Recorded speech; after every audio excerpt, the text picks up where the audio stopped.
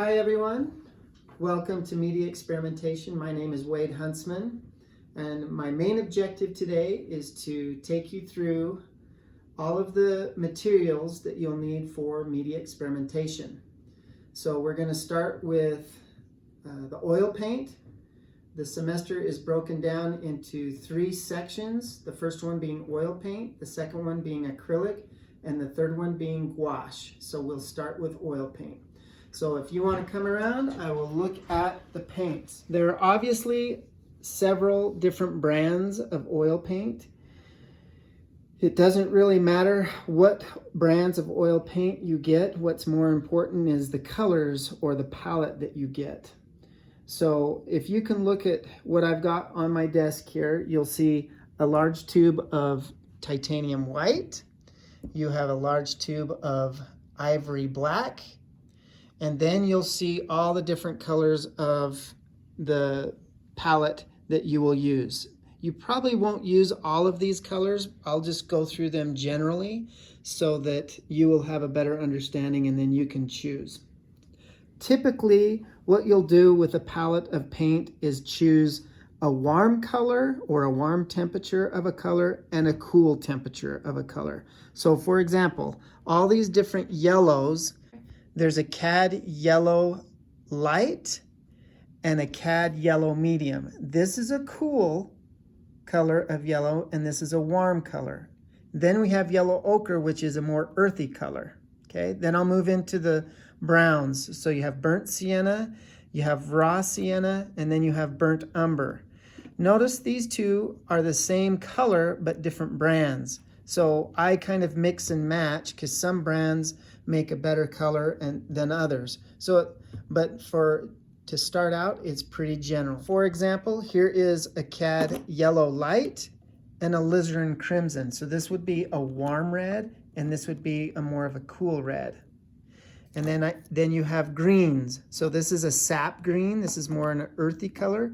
And then you have, here is another brand. And then here's a different brand of a sap green or an olive green. Okay, so this would be a warm and this viridian would be a cool. Then we have all of the blues. So we have a cerulean blue, a cobalt blue, then we have an ultramarine blue. Okay, and then we'll have a purple. So with all of these colors, you should be able to produce any of the paintings or any of the images that you'll be asked to do in media experimentation. So again, if you have questions about brands, the 3 or 4 real general brands of oil paint are Winsor Newton, Grumbacher, Graham, and there's Roundy or Golden or Rembrandt. But these paints that I have sitting in front of you are what would be considered student grade paint, and they're pretty cheap or less expensive. If you get into the Rembrandt paints, they could be $30 to $40 a tube, and we don't expect you as a student to pay that much money for a tube of paint. But any of these tubes of paint are around $8 to $10, and that's pretty common. Keep track of the internet. All of the different paint companies, all of the different art supply stores will offer tubes of paint on sale a lot of the times. Now, let me mention right now about paints. Our bookstore, the BYU Idaho bookstore, offers all of these paints, and they will be able to supply them to you through mail order, or if you come on campus, you'll be able to go and pick some up. But we will, if you have any questions about that, you can contact. So the most important thing that you should remember about this is a warm temperatured color and a cool temperatured color. So if you think of primary colors and secondary colors and tertiary colors, usually you can find a warm temperatured color and a cool temperatured color in those sections of color. Okay? All right, so now I'm going to move on to the materials that aren't paints that you'll need for this class. You'll need a jar to hold the liquid that will break the paint down, to break the oil paint down. This is called a coil jar, and you can buy these in any art store, or you can use a glass jar. Now, I wouldn't recommend like a plastic container, like a sour cream or ice cream container, because this material that is inside the container will eventually break down plastic, and all of a sudden your liquid will start to leak out onto your desk. So glass jars are the best. And this is a coil jar because there's a coil inside there that you rub your brushes against, and it'll help clean your brushes. Okay, so this is a coil jar, and then this is the liquid. Generally I will call it a paint thinner or a paint breakdown liquid, but this is Gamsol, made from Gamblin, and it is the most safe, non-toxic paint thinner that is sold out there. So I'm going to require you to get this. It's the most safe product that is produced right now. Okay, what you would do is you would take the lid off. You don't need to fill this jar completely full to the rim. All you would do is add just a little bit until it's barely touching the top of the coil.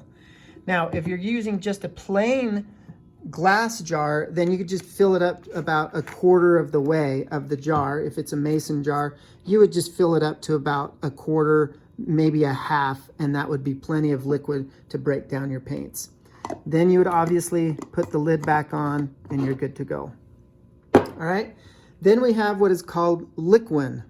This is a medium that you mix with your oil paint. When you're mixing your colors, you'll mix a little bit of this into the color, and it will help your oil paint dry faster. Now, this is toxic as well. Most of the materials that you're going to be dealing with your oil paint are toxic. They're poisonous. Don't drink them, don't eat them, but clean your hands and clean your brushes really good with hot soapy water after each use, and you should be fine. Okay, I just need to warn you that all of these things are toxic. Okay, this is Gamblin makes a medium that does the same thing Liquid does, but it's not quite as good, and it's called a Galkid. Okay, but this is probably the best what we can use to help dry the oil paint fast, because we're going to be working with layers of oil paint. All right, so let's move over to the palettes. This is called a butcher tray, a porcelain butcher tray. You can get this and you can use it for oil paint, you can use it for acrylic paint, and you can use it for gouache. What I have in my palette right now is gouache. And so you'll notice that I have paper towels with gouache on it. I will explain that later, and we will go into more details with each project about the materials you'll use. So this is a porcelain butcher tray. This is a what you would consider a Tupperware palette for acrylic, watercolor, and gouache. Again, you can use it for oil paint, but I'll explain how to use it with oil paint. Then we have what is called a palette box for oil paint. It's a box so you can carry it around, but you can cover it so the oil paint doesn't dry out as fast. And it's a glass palette. So you would have all your colors there, you'd mix all your colors on this palette, and then after you're done mixing or done painting for the day, you would take a scraper and scrape all of the excess paint off of there and leave your palette. Then you would cover it, and it's good to go for the next time you paint. This is not a requirement. I had this built, and so this is what I use. But if you get one of these two palettes right here, the Tupperware palette or the butcher tray, what I would recommend is getting a pad of Strathmore palette paper. They come in the size exactly for one of these palettes, or pretty close to it. And you take the piece of palette paper out of the pad, and you will put it slick side up. So the slick side is facing you. And you would put it into the butcher tray, just like that, and then you would put your paper towels with your pools of paint on it, and then you would paint and mix on that. And then as soon as you're done, you could take the paper towels with your paint out of it, lay them aside, take that out, throw it away, and put a brand new one in, and that will keep you nice and efficient. Okay? So if you choose to use the Tupperware palette tray, same thing, you would put it inside. It fits really nicely, slick side up. Then you would put your paper towel, wet paper towel with your pools of paint in there, mix on it. Then when you're done mixing and it gets all old and used up, then you would remove it, throw it away, and then put a new one in. The one thing that I like about the Tupperware palette is it fits really nicely with the palette paper, but then you can put the lid on it and close it up and seal it, and that acrylic paint and the gouache paint stays wet for a lot longer period of time than the butcher tray. All right, so those are the palettes. Okay, I'm going to move over to brushes. So when you're in this class, we will be using both synthetic and hair brushes. We will not be using hog bristle brushes. Hog bristle brushes are really stiff and coarse brushes, and they're used for your typical oil painting class, your easel painting classes. What we'll be using is more of a watercolor brush or a synthetic brush, okay? So they're not as coarse, and they're nice and soft, all right? So this is a 1.5 inch brush. This is good for dipping your brush in gesso and prepping your board. We'll go over that into detail when we get into the specific projects.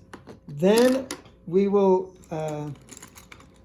go into square brushes. So this is a 3/4 Princeton synthetic brush. This would be good for acrylic paint, oil paint, or gouache paint. It's a square. It's obviously not as big as the other brush, and so it can paint a little bit more detail. Then we're going to get into a round. This is a Princeton round. This is a size 6, and you can tell that's a little bit smaller than this one. This one is a size 8.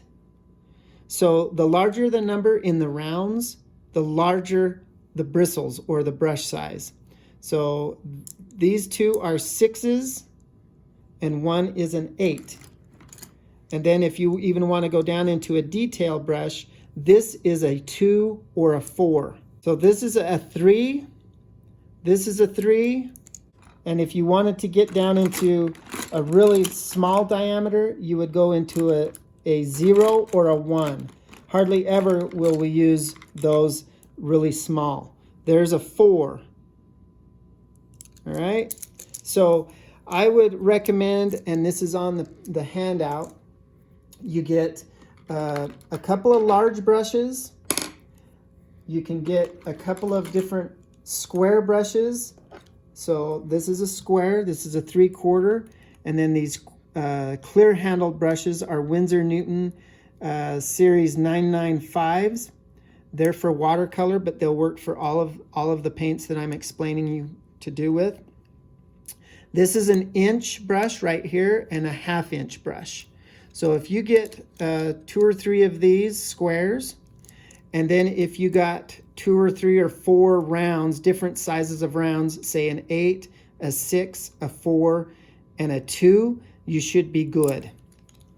Now, I do have cheaper brushes. So this is I don't know if it even has a name, but you can tell the difference in the bristles. If you look really closely, you can tell these bristles are a lot closer together and a lot softer, and this one's a little bit more coarse. They're still soft, but they're not as high quality as this. You can get cheaper brushes, and we'll use these for painting and blending, and we'll explain that later on too. You'll need a X-Acto blade. This is if you use a glass palette for oil paint, this is basically just a straight razor blade that fits into this handle, and this is what you use to scrape the paint, and it cleans it off really good, and then you use paper towel and wipe it off. I don't think you'll need a palette knife, but this is a palette knife. You'll need different ink pens.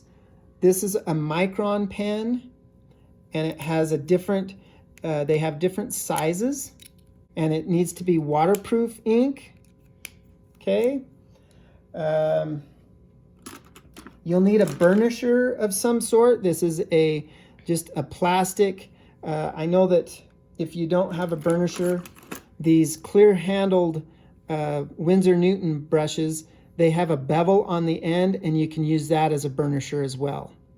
Okay, and it won't damage anything. Won't damage your piece. You can also, if you have access to an ink brush pen, that could be also fun to use when you're doing ink projects in the class. And they come in all different types of varieties.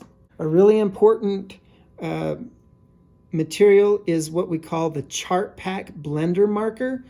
You need to note the brand Chart Pack down here at the bottom, and then there it is, blender marker.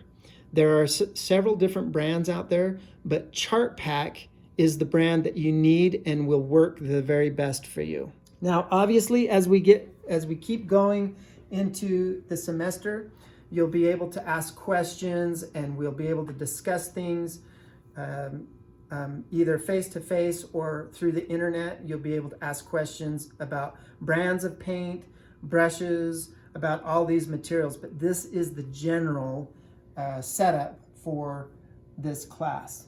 So now we'll work over to the acrylics. Here is what we'll go over now is the acrylic palette. So again, like oil paint, we have a ton of different brands out there, but what's most important is that you get, if you buy a whole palette of acrylics or oils or gouache for $5, it's probably not going to be a very good brand of paint. So if usually the general cost of a tube of student grade paint or professional paint, if it's anything less than $5 to $6, it's really low quality paint. If it's $6 to $8 and above, you're usually looking at pretty good paint. Now, if you can find sales, like half off sales of brands, that's fine. So the brands that I'll recommend for acrylic are Liquitex, Graham, Golden, and I think there are some Winsor Newton acrylic paints, but those three that I mentioned first, Liquitex, Golden, and Graham, are fine. Those are fine paints to buy. Okay, so again, if you look on my table here, we have a titanium white, then we have an ivory black, then we have all the different variations of colors. So you have a warm yellow and you have a cool yellow. You have a warm brown and a cool brown, or earth colors. Then you have a warm red and a cool red, a warm green and a cool green, and then a couple of different blues and a purple. So a magenta or a dioxazine purple. Okay, so if you get a palette of paint of a warm color and a cool color of your primaries, secondaries, and tertiaries, you're going to be in great shape for a palette. Then I'm going to move on to your gouache paint. So I have a white, and in gouache there is Graham gouache, there is Winsor Newton gouache, and these are all good brands of gouache. Now again, if you get a palette of gouache or a package of gouache that has 10 or 12 colors in it, and it was $6 for the whole palette, that's probably not very good gouache. Gouache is the most expensive of all the paints of this semester. One little teeny tube of gouache can be up to $12 or $13, and so that's why we won't do gouache paintings or projects until the end of the semester, and so you'll have time to ramp up to get your gouache palette. Most of you should have acrylic palette or acrylic paints. Some of you might have oils, but most of you probably don't have gouache, and so we will make sure that the gouache projects are at the end of the semester so we can talk about it and you can look for gouache and ramp up in purchasing the gouache. Okay, so again, you have white and black, and then you have 2 different yellows, you have 2 different reds, you have some earth colors, you have 2 different greens, and then you have some blues and a purple. And that should get you into the colors that you should need for the project. Then there's some other materials. We have gesso. We have a couple of different containers of gesso. You'll need some gesso. You'll need some matte and gloss medium. That's for acrylic paint. You'll need some crystal clear or Krylon brand of crystal clear. Here is a Blair spray fix. So if you're doing graphite or charcoal, you might need to spray fix it down so it doesn't get all over you or smear after you get done working. Here is the black India ink that we'll use. This is Higgins. Then you'll need some different grades of sandpaper, both wet dry sandpaper and traditional high grit sandpaper, wood sandpaper. So if you look on the back of the sandpaper, there's numbers on them. So 600, 400. So 400 has more of a grit than the 600. So a higher number is smoother and a lower number is more gritty. So here you have a 300 grit traditional wood sandpaper and then 100 grit sandpaper. And you'll notice the difference in the way those two look. One has more texture, the lower number has more texture, the higher number is more smooth. So it removes material a little bit slower. Okay, obviously you might need a nice ruler. You'll need some nice artist tape. I recommend white or black. Don't ever use colored tape. I know a lot of students will go out and get painter's tape, which is blue or green, and it's really cheap. Don't get it because those colors will play with your eye when you're trying to match color. If you put it around your painting and you're trying to match a color, that blue tape or green tape will play with your mixing colors with your eye. Then you'll need a water container, a bucket, or a larger plastic container. I wouldn't use a cup or a small glass. I would use a major container. Like this bowl is even getting on the small side. An old ice cream container or sour cream container, a large size. The reason why we don't use smaller sizes is because the water gets contaminated a lot faster when you're cleaning your acrylic or your gouache paints in there. It gets muddy and dirty really fast. Then you'll need a really nice paper towel. I recommend Viva. If you can't get Viva, Bounty or any of the really nice heavy duty paper towel is a good paper towel. Then obviously when we're working with water-based paints like acrylic and gouache, a hairdryer is fun to have to dry your painting really quick so you can move on to the next section or layer of paint. You'll need a couple of different erasers, kneaded eraser and a white Staedtler Mars plastic eraser. And then obviously a nice variety of pencils with different leads. So I have a B and a 5B for a nice variety. So one more material that I wanted to go over for the media experimentation class are wood panels. This is a 9x12 wood panel that you can get at our bookstore or any art craft store. You should be able to get wood panels. They might not look the same as this, but as long as they're a wood panel in 9x12 dimensions, that should be fine. It's a pretty smooth surface, and this is a really nice surface to paint both oil paint, acrylic paint, and gouache paint on. And I would recommend that for this class. So again, it's a 9 by 12 dimension, and it's a pretty thin board, so it doesn't get too heavy, but it's pretty sturdy, and you'll have an effective time painting on this material. The other surface material that you'll be painting on is cold press illustration board. There are two kinds of illustration board. There is a cold press and a hot press. You do not want to use hot press for painting. It's very smooth and it doesn't have a tooth, and so it doesn't grab the paint, and so the paint just slides around. The cold press illustration board has a nice tooth to it, and it grabs your paint really nicely. What it is, it's a piece of paper that is glued on to cardboard. It's a really nice high quality paper that's glued onto cardboard.